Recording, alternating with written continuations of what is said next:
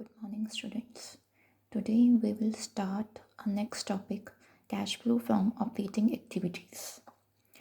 तो बेटा इसमें आपके पास दो मेथड्स हैं, डायरेक्ट मेथड और इनडायरेक्ट मेथड. बट आपके सिलेबस में डायरेक्ट मेथड नहीं है तो वो क्लास में डिस्कस नहीं किया जाएगा. हम नेक्स्ट करते हैं. Next method is indirect method. Indirect method की हेल्प से हम अपनी ऑपरेटिंग एक्टिविटीज़ में कितना कैश फ्लो हुआ है उसको हम कैलकुलेट कर सकते हैं.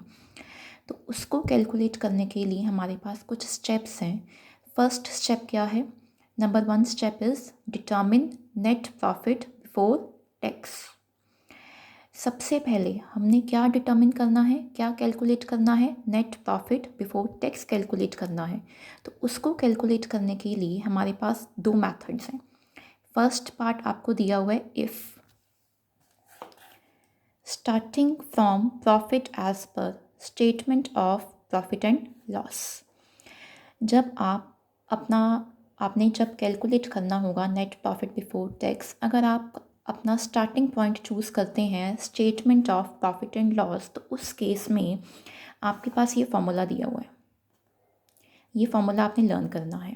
ठीक है, क्या है formula? Calculation of net profit before tax करने के लिए क्या क्या फॉर्मूला दिया हुआ है? Profit after tax as per statement of profit and loss.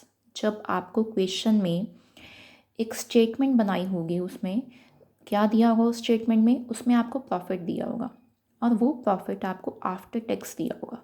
ठीक है, वो आपने लेना है. ठीक है, उसमें आपने प्लस करना है provision for income tax during the year.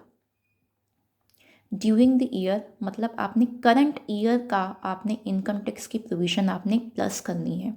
ठीक है, उसके बाद आपने माइनस क्या करना है? माइनस करना है आपने refund of income tax credited to statement of profit and loss. अगर आपको क्वेश्चन में रिफंड दिया होगा इनकम टैक्स का तो वो आपने माइनस कर देना है.